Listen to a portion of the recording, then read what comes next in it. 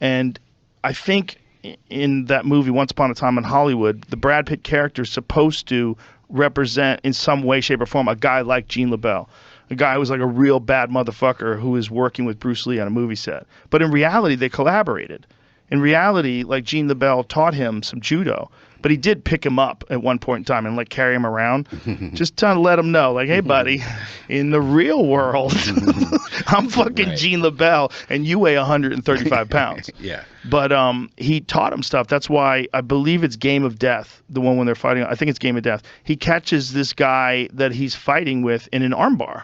It was like one of the first times, and it was when he was wearing those Jeet Kune Do gloves, which look a lot like modern MMA gloves. They were like a little bit more puffy, but that was like the first version of an MMA glove. And he wins this fight with grappling, which I guarantee Gene LaBelle had an influence on that. Because Bruce Lee was so fucking smart, man. I said it was Enter the Dragon. Enter the Dragon, that's right, sorry. See those gloves? Look at those gloves. So he's fighting this guy, cracks him, ducks under the kick, takes him down. Throws him to the ground.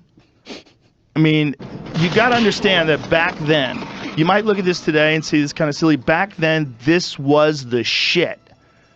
Because Bruce Lee was, look at that kick. He was a legit martial artist, like really good. And also a giant movie star. And also a guy who is open-minded enough to incorporate all the arts into what he called Jeet Kune Do. So he was like the first guy that figured out, look, he's throwing fucking takedowns and Aikido and Judo and everything. He threw it all in together. He's throwing this guy to the ground. He gets him in a fucking crucifix from the back and gets him in an arm bar and makes the dude tap. He's tapping. First time we ever see a tap. That's true. It's here in Enter the Dragon. And then they bow afterwards. This is literally like an example for everybody to see of the first mixed martial arts fight. And it was Bruce Lee.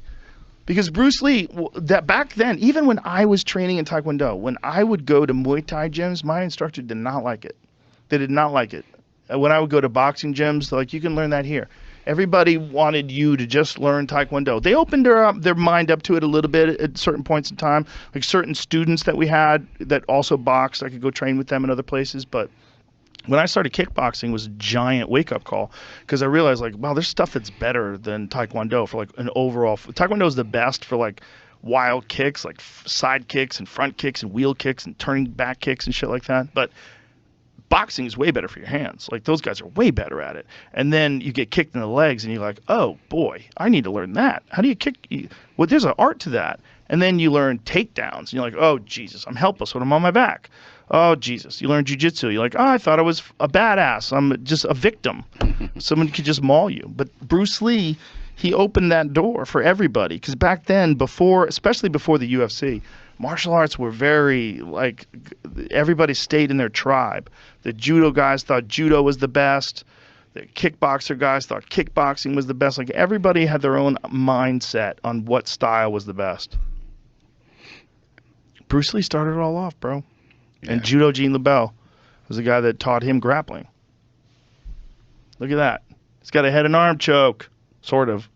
I like the faces he always kind of, yeah, this is kind of a head and arm choke. Yeah.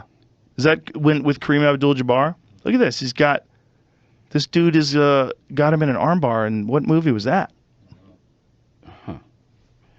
Interesting. He's got his thumb the wrong way. What is it? Bruce Lee orders cocaine? Robert Baker. Oh, he sidekicks him in the face, then he pulls his hair and fucking karate chomps him in the neck for the death. Whoosh. Crazy. Back then, man, everybody wanted to learn karate.